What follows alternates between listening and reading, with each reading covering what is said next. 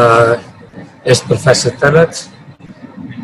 Today we are going to discuss hip and knee. This is an important subject because a lot of patients will come to your practical life about complaints of pain in the knee joint or pain in the hip joint. We are going to concentrate only on the adult pathologies of hip and knee. We are not going to discuss about hip problems which you will face in the infants or children, that is like Perthes disease, dysplastic, developmental dysplastic hip, slipped capital femoral epiphysis. These topics will be discussed in the when we will deal with the pediatrics orthopedics. So today what we are going to discuss is about the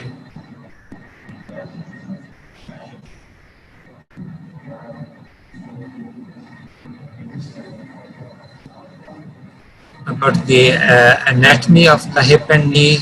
We will also discuss about etiology and management of avascular necrosis of hip.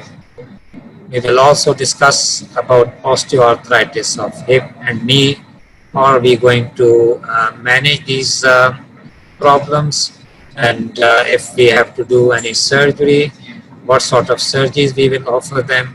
Of course, whenever we do the surgery, there are always complications. So we will discuss about the complications of hip and knee joint replacements.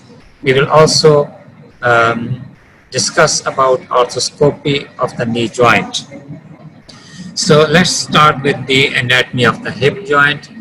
If you can just see, hip joint is basically a ball and socket joint. It's a synovial joint. It's a very stable joint. You need a lot of force to dislocate any hip joint. Whenever you see any hip dislocation in the emergency, you must think of a high velocity trauma, either a fall from very height or a road traffic accident. It's the acetabulum, you can see, is made up of three bones. Where these three bones unite: iliac bone, ischial, and pubic bones. They all contribute to the formation of acetabulum, which is deep. The head is big. They are stabilized with ligaments, they are stabilized with the capsule, they are stabilized with labrum, and so these are the static forces which give stability to the hip joint. But there are dynamic forces which also acts on the hip joint, which keeps it dynamic and which give us stability. And you know, the muscles which are around the hip joints are iliopsoas muscles, your glutei medius, minimus, maximus, your external rotators like quadratus femoris, piriformis, superior and inferior gemelli, and of course sartorius, rectus femoris. These are all muscles which give it stability, but they also helps in movements of the hip joint. You know what are the movements of the hip joint? Movements of the hip joint are flexion, extension, abduction, internal rotation, external rotation, and of course internal rotation. So these are the different movements. It's very important to know about the range of movements of the hip joint, because whenever you see a patient who has got osteoarthritic hip, or who has got a DDH, or who has got slipped epiphysis, their movements will be restricted. So if you know about the normal range of movements, that will help us in making the diagnosis. So as we just mentioned, it's a ball and socket joint stabilized by static and dynamic stabilizers. Static stabilizers are capsule, ligaments, and labrum, while dynamic stabilizer consists of muscle, acting across the joint, which I just mentioned. The blood supply you need to know about the blood supply to the head of the femur. It's mainly from the ascending branches of medial circumflex femoral artery. But of course, some branches from the ligamentum teres and some branches from the lateral circumflex femoral artery. They also participate in making the anastomosis and also give a blood supply to the femoral head. So let's discuss with the avascular necrosis. You know what the avascular necrosis is? A condition due to interruption in the blood supply in the bone, and of course it causes bone death. So avascular necrosis is basically a disruption in the blood supply to the femoral head. So what are its causes? It can be primarily what we call as idiopathic, like Perthes disease, where we don't know the cause of avascular necrosis in the Perthes disease, so we will call it as an idiopathic. But there are causes which will lead to a, and the major cause of avascular necrosis is trauma. Uh, Major cause is a trauma like what we see in the fractured neck of the femur. If they are impacted and we don't do any surgery, you will find a head which was dead. The other major causes of avascular necrosis is patients who are on steroids, patients who are alcoholic, patient who had a radiotherapy or chemotherapy for for some tumor. You will see patient who has got sickle cell disease, Cajun disease. So this is a list which you will see in your book. So, but the important from our practical point of view is alcoholic, steroids, chemotherapy, radiotherapy, and chronic liver disease, and of course sickle cell disease. Other diseases are really rare diseases. So whenever a patient, how the patient presents in adult avascular necrosis of the patient, how they present if they are adult, like if a patient comes to you who is 35, who has been on steroid, and of course complain of pain in the groin, which has been there for the last 2 to 3 months. You examine him, his hip movements are limited, so you think about avascular necrosis of the femoral head. So you must develop a high index of suspicion if a patient who is alcoholic or who is on steroids or who has got chronic liver disease. If he comes to you with pain in the hip, which has been there for 2 to 3 months, you must consider about the diagnosis of avascular necrosis of the femoral head. So how are you going to investigate? The best investigation is, of course, MRI, but that is expensive. And the other investigation is X-ray of the hip joint. It has got typical pictures of avascular necrosis. As you see in this X-ray, the left hip is normal, the head is spherical. But if you see on the right hip, the head is flattened, there are some cysts, the head is irregular, it's not circular, it has changed its shape. So if you see this sort of X-ray in a patient who has been on steroids or who has been on alcohol or he has got has some sort of fractures, then you must consider about avascular necrosis of the hip. But initial stages is very difficult to see on the X-ray. So initial stages, the MRI is going to be very helpful. So if you just see this MRI scan, if you just see the left head of the femur, there is some edema, and there, if you just that will give us the diagnosis of the avascular necrosis of the femoral head. It's very important to make early diagnosis, because if you make early diagnosis, your treatment will be simple. If the diagnosis is late, the stage of the disease is advanced, then obviously the patient is going to have a major surgery. So It's the Steinberg classification of vascular process of the femoral head, which is important, which you need to know about it. So it has classified from 0 to 6. 0 is normal. If it's a normal X-ray, then we call it Steinberg classification of vascular process of the femoral head as 0. Stage 1, if the radiograph is normal but abnormal MRI or abnormal bone scan, then we call this a stage 1. Stage 2, if we see the sclerosis of the articular surface or the subchondral bone is sclerosed or there's some cyst, then we call it a stage 2 Steinberg classification. Then stage 3 is subchondral collapse, that is the femoral head is collapsed, it is flattened, it has got a sort of crescent sign, then we call it stage 3. Then if it's more further flattened, but the acetabulum is normal, then we call this as a stage 4. And in stage 5, the acetabulum is also involved and the head is involved, so we call it stage 5. And stage 6 is if the joint space is completely obliterated, head is deformed, acetabulum is deformed, it has got all the signs of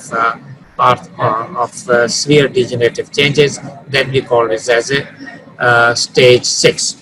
So for stage 1, we treat stage 1 and stage 2. We treat it. We have to decompress the femoral neck.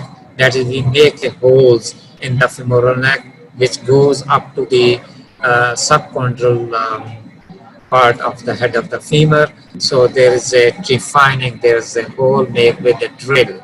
So the idea is that it should improve the blood supply.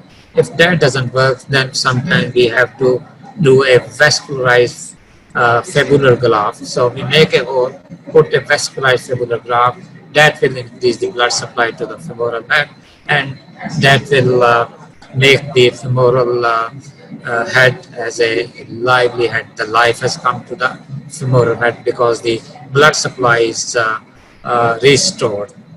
But obviously, if they are stage 3, 4, 5, or 6, then obviously we have to see the symptoms.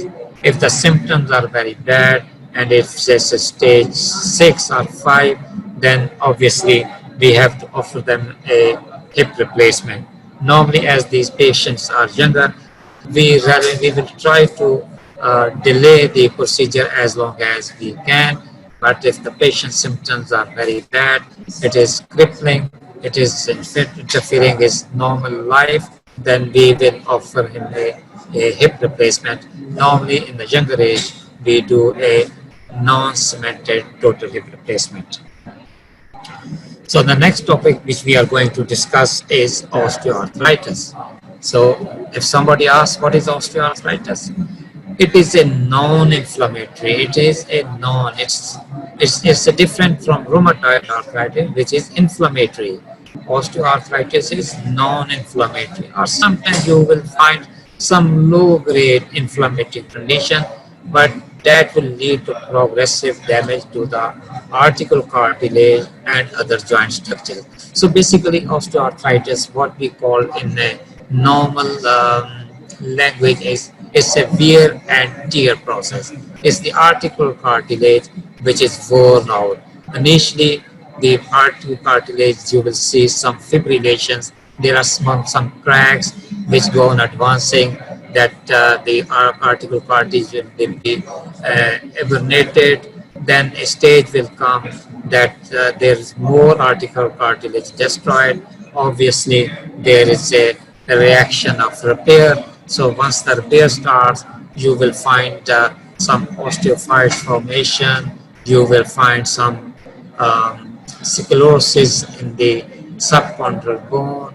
You will find the joint space is reduced. So these are the radiological signs which you will encounter when you see a patient of severe osteoarthritis. So what are the causes of osteoarthritis? Most of the time it's is the primary, what we call the cause, we don't know. But we have seen that sometimes it runs in the family. If the mother has got osteoarthritis of hip or knee at the age of 45, the siblings or the uh, children will also get chances of more chances of osteoarthritis in a relatively younger age group.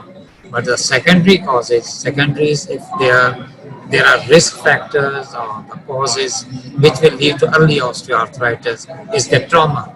If there is a trauma to the head of the femur, if there is a trauma to the acetabulum, if the patient had fractured acetabulum or fractured head of the femur or neck of the femur, or if the patient has dislocated hip, is more chances of osteoarthritis. Like if a patient comes to us with the hip dislocation, we tell the patient that it's going to lead to early osteoarthritis.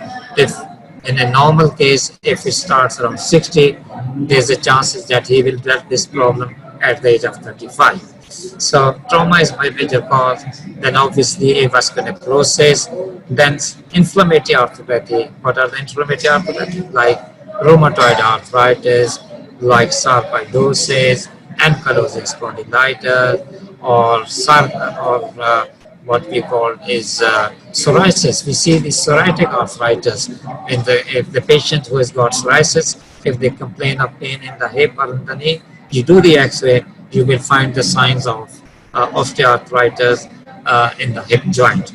Then Perthes disease, the patient who has a child had developed Perthes disease, or who had as an infant had DDH, or who as a teenager had a slipped capital femoral epiphysis, or the patient had septic arthritis like tuberculosis or acute pyogenic arthritis, then the patients, there's a big chances that this patient will have osteoarthritis. So these are the different causes which can lead to osteoarthritis.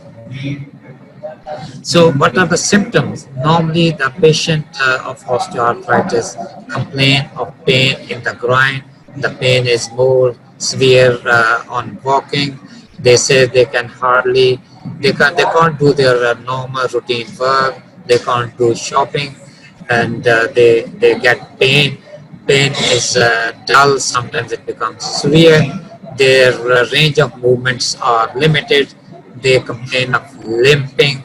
They have to use a walking aid, and they say they will not be able to tie the laces. They can't bend properly. They can't sit down. They have to sit on the chair. They can't sit on the Indian style type of commodes. So these are the symptoms which the patient will complain if they have got arthritic hip. Then you have to find out how bad is the pain. You have to find, sometimes the patient will say they can't sleep at night, they can't sleep on that side of the hip which is affected, and it wakes them up every 2 hours. So it means that is a pain which is very bad, and that would need a bit more invasive procedures. The diagnosis, as I just mentioned, is a characteristic radiological findings is a reduction of joint space, joint line sclerosis, subchondral cysts, and osteophyte formations. So if we just see in this X-ray, the joint space is reduced, the subchondral bones of the femoral head as well as on the acetabular side is sclerosed. There you will see on the margins of the head and the margins of the acetabulum some osteophyte formation. We don't see much cyst formation. Sometimes you will see the cyst formations as well. So these are the 4 radiological signs which will give you a clue that this patient has got osteoarthritis of the hip. So what are the options of treatment? In the early osteoarthritis, we ask the patient to lose weight, we ask the patient to have some physiotherapy, has some non-steroidal like Brufen or Dicloran or different non-steroidal inflammatory drugs, and we also ask him to change his lifestyle, don't say prayers in squatting position, say the prayers on the chair, and don't avoid upstairs, lose weight, and we give the analgesic. We will try to initially treat the patient conservatively. But if the patient's conservative management fail and the patient pain is enough to demand some major surgical procedures, then we offer them a hip replacement. Whenever we offer any joint replacement, we have to be to consider about what could be an ideal joint replacement. The ideal joint replacement is the materials which we are going to use for the artificial joint. It should be biocompatible. It shouldn't cause any allergy. It should be compatible with the normal human tissues. So there are different materials, different alloys which have been made, which are compatible to the human tissues. Those alloys are stainless steel, they are alloys of nickel, chromium, stainless steel, they are ceramics, and some metals, they also don't cause any allergic reaction, or they are compatible to the human tissues. Then the next step which we have to consider about an ideal joint replacement is that the joint components, the implants should be fixed in the host tissue, and they should be stable. They should they should allow a good range of movements. Their bearing surfaces should be designed to minimum friction. That is the acetabular component and femoral component. They should not give much friction, because if there is a friction, it will cause release of some ions and some debris, which will cause more damage to the artificial joint, can cause destruction of the bone. So the material which released from the bearing should be non-toxic, like metal implant, which we'll discuss later on. They are nickel and chromium. They releases the ions which are toxic. They are nephrotoxic and they are neurotoxic. So we shouldn't use any material which are toxic. And then when we plan for any surgery, we use that implant which should sacrifice minimal amount of bone of femur and acetabulum, and should be very stable mechanically. It should stable. It shouldn't dissipate easily. So, and most important thing is that the implant or the joint replacement which we have done should have a good lifespan. Normally, the hip joint replacement which we are doing nowadays has got a lifespan of about 30 years, and they have got good results. So what are the materials which we use? What are the materials of implants which we use for any joint? Like for the hip replacement, is metal on polyethylene. That is, the femoral component is metal, but the acetabular component is polyethylene. So if it's the femoral head is metal, that and polyethylene is acetabular. So this is a very commonly used implants. Every implant has got advantages and disadvantages. It has been going on. We have been using this implant over the last about 50 to 60 years, and it has proven its worth. It has got a lifespan of about 20 to 30 years, but the disadvantages, it has got a high friction, it has got high wear rates, it produces wear particles, which excites an inflammatory response, which leads to bone absorption, that is, which leads to osteolysis. Osteolysis is bone absorption. Then the next implant which we use is ceramic on polyethylene, in which we use the femoral component made up of ceramic and acetabular component as polyethylene, but it is a bit expensive. Ceramic on ceramic, it has got advantages. It's a low friction, it don't produce wear particles, but it is very expensive. And a disadvantage is also it produces sounds, what we call is squeaking sound, ceramic and fracture. Metal on metal, it has now been abandoned. It was uh, what we call is a surface replacement. The advantage was that we don't have to sacrifice much bone of the femoral side, so less bone is sacrificed. But disadvantage is that it produces metal ions, that is nickel and chromium, which are nephrotoxic and neurotoxic. So the plant which we normally use is over here metal polyethylene, or we use mostly I think this is what we use over here. It's relatively cheaper as compared to other implants. So once the implants are there, how to fix it? There are two ways to fix the implants. One is cemented and other is non-cemented. Mostly if the patient is a higher age group, that is if 60 and above, then we normally use a cemented total hip replacement. But if it's relatively younger, we use non-cemented total hip replacement.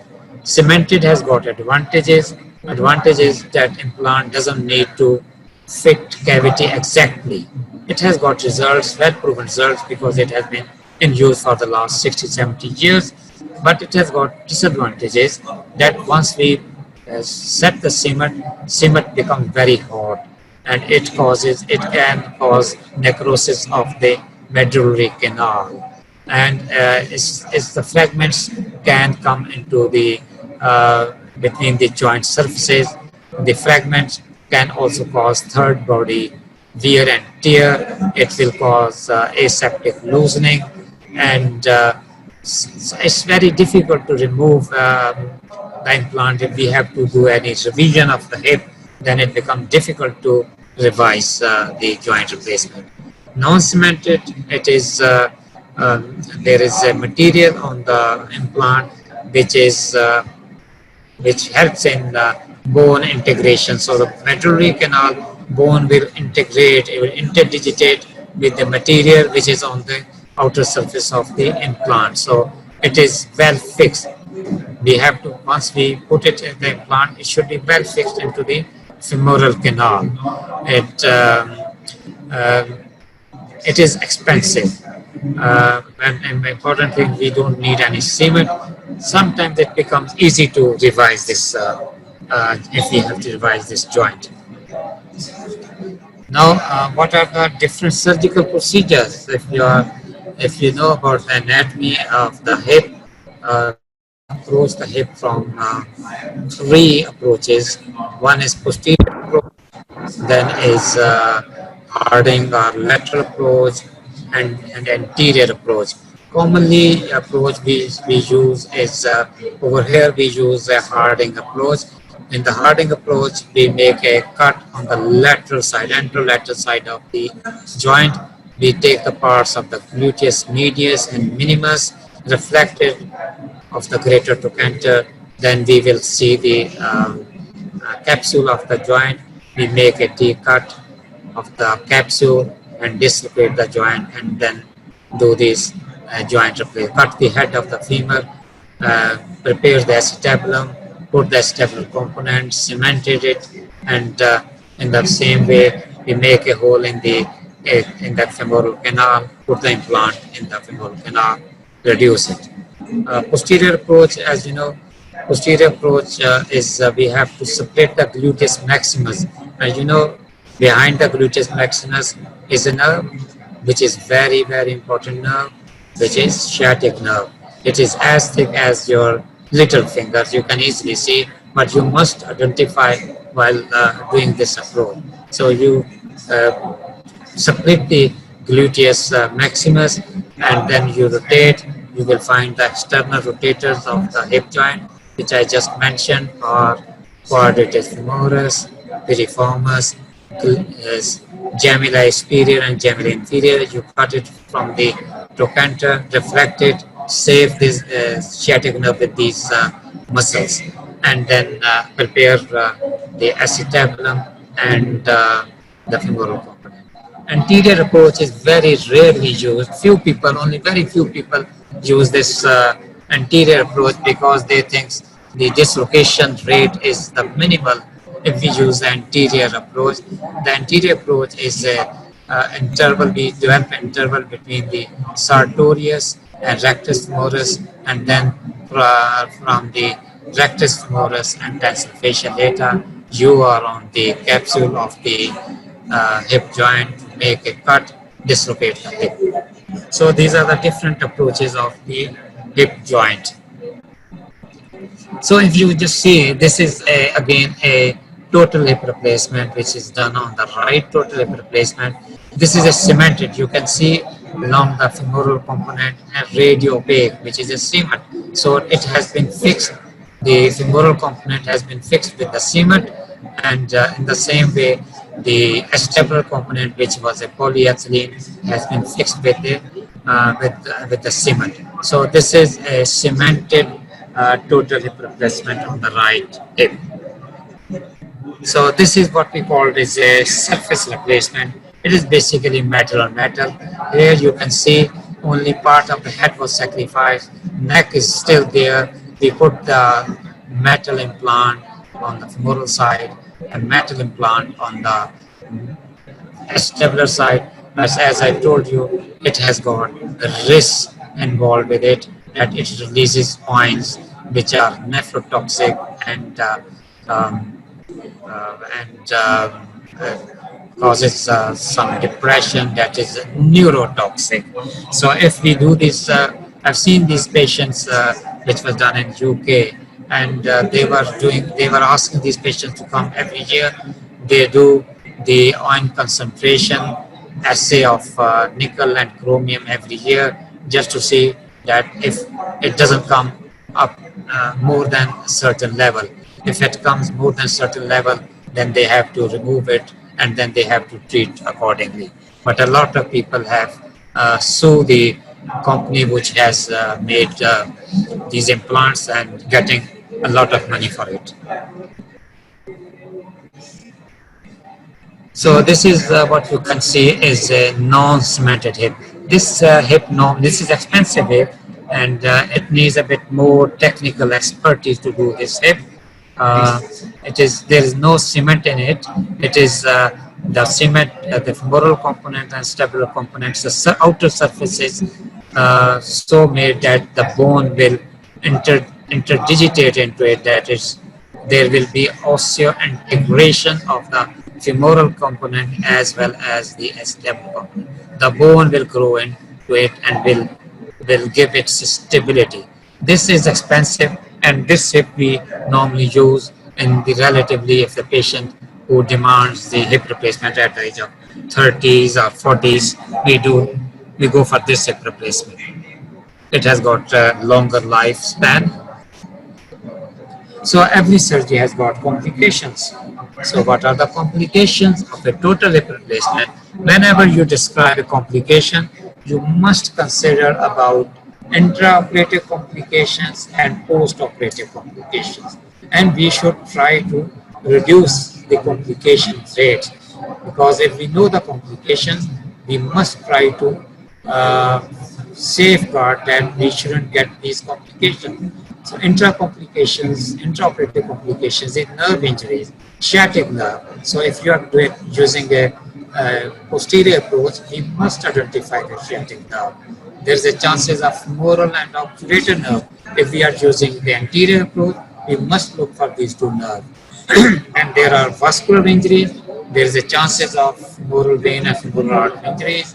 Then sometimes if the patient is old, if you try to manipulate more, then there's a chances of femoral fracture. Sometimes if we are not careful, when we are cementing, a part of the fragment of cement will go into the acetabular component. You reduce it, but the small fragment of cement is there. So you must make sure that there is no fragment of cement in the vicinity of the surgery. We must remove all those, wash it properly. So once we reduce it, make sure there's no small fragment of cement in the area. So post-operative complications, how to prevent post-operative complications? is a deep vein thrombosis. This is a major complication, especially in the hip surgery. When we see the hip fractures or we do any surgery around the pelvis, there's more chances of deep vein thrombosis. So we must try to give them prophylaxis. The prophylaxis normally we give is a Clexane. We give Clexane 40 milligram subcutaneously 12 hours after the initial surgery, and we give it for about 2 weeks till the patient mobility is enough. Um, so we have to prevent this DVT and pulmonary embolism. Then there is a chances of infection. The infection rate has dramatically reduced. Now it is about in the good center is about 0.2%, but in the other centers it's 2%. They say if your infection rate is more than 5%, don't do the hip replacement. Don't do any surgery where the infection rate is more than 5%. So we have to be very careful, because once the infection is there in any artificial joint, that can result into disaster. Then obviously, if we are not technically careful about the joint replacement, it can dislocate. The femoral head will come out of the acetabulum. So dislocation rate is about 2%. Then leg length inequality. If we have cut more neck, then there is a result of shortening of the leg. And if we have not cut enough neck, it can lead into a lengthening of the leg. So there's chances of inequality. So we have to be careful while doing the surgery that we should have equal length of both legs. Then it's a heterotopic ossification. What is heterotopic ossification? You must have read it in your pathology. It's basically a hematoma is formed, and then the calcification starts in the hematoma. So in the wounds where there is a hematoma which was not evacuated, it becomes organized, calcified, then it would look like a bone. So commonly we see this heterotopic ossification in the hip surgery or in the acetabular surgery. Sometimes you will see in the fracture in the younger children, you will see in the supracondylar fractures of the elbow, if they've been treated not properly and somebody is doing massaging, and that will result into heterotopic ossification. Sometimes normally we try not to do any surgical intervention, but if it's interfering with the joint movements, then we have to remove that calcified hematoma. Then obviously another complication could be implant loosening. Sometimes we have to do the revision of the total hip replacement, where we do normally the revision of the total hip replacement where there is aseptic loosening. The patient says if he put the weight on his legs, he started having pain. So that is aseptic loosening of his hip. So we have to revise that hip. So this is the complications. You can see this dislocated total hip. You can see a ring, which is a stable component, and you can see the femoral component. Just as dislocated, we try to reduce it. Normally it's easy to reduce, but if it keep on dislocating, then we have to do a revision surgery. Now what we can see is loosening of the acetabular component. There is a translucent line around the acetabular component. The patient complains of pain, it's loose, aseptic loosening, we have to do a revision. Revision is normally a difficult procedure. It needs to be done at centers which are used to do the revision surgery. Next comes knee. Knee, you need to know about the anatomy of the knee.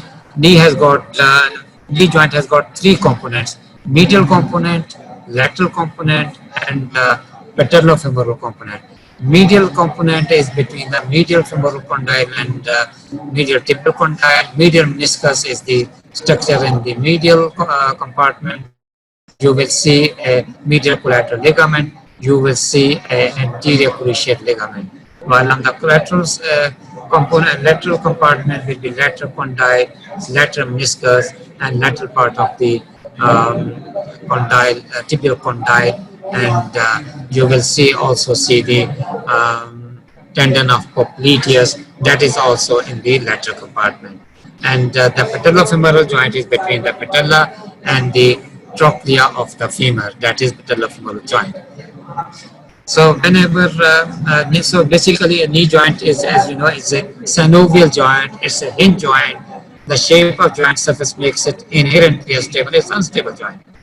The static stabilizers are the joint capsule, menisci, cruciate, and collateral ligaments. These are the which make the knee stable, and the dynamic stabilizers are the quadriceps and hamstring muscle. Whenever we do we have also to consider about the biomechanics. Biomechanics of the knee joint is, you know, there is a, sorry, uh, there is a line, what is called is anatomical axis of femur, which is in the center of the medullary canal. This is what we call is anatomical axis of the femur. The other axis is the mechanical axis of the femur, which is more important. The whole weight is transmitted through the center of the head, then goes to the knee, and then goes to the center of the ankle joint. So whenever we plan any surgery, we must consider about the mechanical axis of the femur, that the cut, when we cut the femoral condyles or tibial condyles, that should be at 90 degree to the mechanical axis, not to the anatomical axis. So artificial knee joint must have the joint surface parallel with the ground and with the load transmitted equally between the condyles. Knee motion is mainly in the sagittal plane with minimal rotation, that it has got only flexion and extension but little of rotation. The patella acts as a pulley, increasing the lever arm of the quadriceps. Loads up to 20 times body weight are transmitted across the patella when jumping. So osteoarthritis of the knee is more common in females. It can be primary or secondary. Secondary is usually due to trauma, or some patient who has some surgery on the knee, like he has got a meniscectomy, lateral meniscectomy, medial meniscectomy, or he has got anterior cruciate ligament fracture. These all will lead to early osteoarthritis. Main symptoms of the knee osteoarthritis is pain, which is worse by walking or by standing. Sometimes the patient will complain of pain at night. They say the pain in the knee is so bad that it wakes them up during the night. Sometimes the patient will complain of limping. Sometimes they will complain of swelling. They will complain of reduced range of motion. Movements will be reduced, and they will also sometimes complain of deformity. The common deformities which in the knee will be genovarus or genovalgus. As I discussed, varus is if the knee axis is more towards midline, that is genovarus, and if it's away from the midline, that is genovalgus. So these are the deformities patient can present. The treatment initial is a conservative treatment, but if the conservative treatment fails, then we go for a surgical intervention. You see in this patient, if you just see the axis, as I just mentioned in hip osteoarthritis, the radiological signs of osteoarthritis in the knee are the same. There is joint space reduction, there is sclerosis of the subchondral bone, there are cysts, there are osteophytes formation. So those four radiological signs are seen in these joints as well. On the left knee joint, if you just see, the medial compartment joint space is reduced, while on the right, the lateral joint space is reduced. So this is basically osteoarthritis of the medial compartment on the right, and osteoarthritis of the lateral compartment of the left knee. So the treatment, if the conservative treatment fails, then we go for a surgical intervention. The surgical options are osteotomy. Surgical options are joint replacement.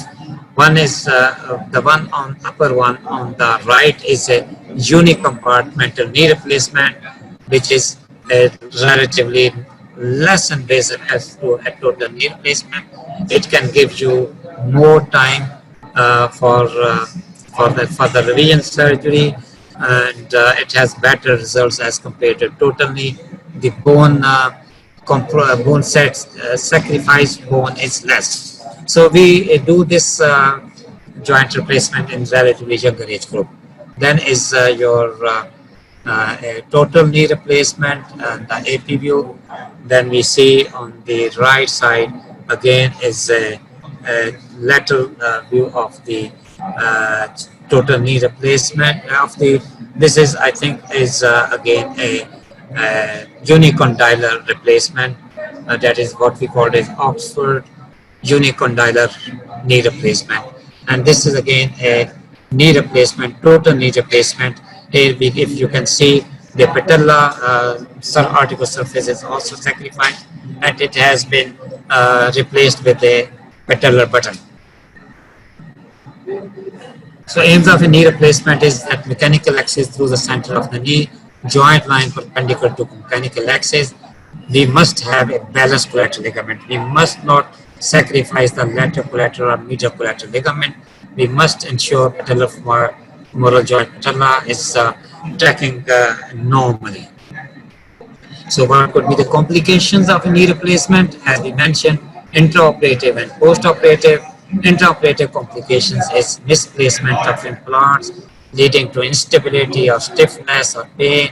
There is a chances of nerve or vessel injuries, and there is a problem with the tunicate because we do a knee replacement under the tunicate.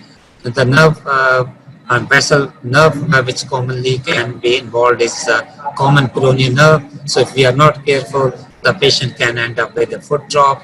If we are not careful on the posterior aspect of the knee joint, there is a popliteal vessel just lying very near to the capital of the knee joint. So we have to be very careful. We have to protect them before doing any further surgical procedures. So there is a danger of popliteal vessels, of artery and veins. And then if we are not careful, we can fracture the tibia, we can fracture the condyles. Then as we approach to the patellar tendon avulsions, malalignment is not properly aligned. There's a chance of malalignment. As we make a hole in the medullary canal, then there's a chance of fat embolism. So these are intraoperative complications. Postoperative complications is again infection, DVT, pulmonary embolism, stiffness, instability, component loosening, and dislocation. So we just see this is basically a revision knee replacement, which is technically more demanding than the primary knee replacement. Next thing which we are going to discuss is an arthroscopy of the knee. Arthroscopy is basically a minimal invasive surgery. We make small bones in the anterolateral compartment of the knee, put a scope, telescope in that, and then make a small hole, stab wounds. These are just stab wounds, half centimeter stab wounds. Put a camera and a cannula on the medial and anteromedial aspect. We can visualize the joint properly. It is a very good procedure, but it has got certain indications. The indications of knee arthroscopy are if there is a torn meniscus, instead of opening the joint, we can do with a minimal knee surgery, minimal invasive surgery. We can do a resection of the torn bit of meniscus, maybe lateral meniscus or medial meniscus. We can repair the meniscus. We can deal with the ligamentary anterior cruciate or posterior cruciate ligament reconstruction. If there is a small loose body which is moving around in the joint, we can remove it through arthroscope. We can wash out the knees in the septic arthritis. If there is an infection, we can wash it again and again. Sometimes we don't know the cause of the knee pain. Patient is persistently complaining of knee pain. All the investigations has not given us any clue. In that, we will do a diagnostic arthroscopy. Sometimes we use arthroscopy for the fractures. Maybe that will help us to see the article surface of the tibial plateau. If it's a tibial plateau fracture, we reduce it. So we put a scope in to see the level of the bone is same or still that there's a depression. And sometimes we use for the cartilage regeneration, we do a micro fractures of the articular surface of the femoral condyle or lateral condyle. Sometimes we are using arthroscopy for stem cells where we want to grow the articular cartilage. We use the arthroscope to put the stem cells in the area where the articular cartilage is damaged. Thank you very much. I hope everything is, I try to make the things clear. So I will say Eid Mubarak to you and to your family. Hoping to see you soon. And we pray that this coronavirus should go off and make our life as a normal life. Thank you very much.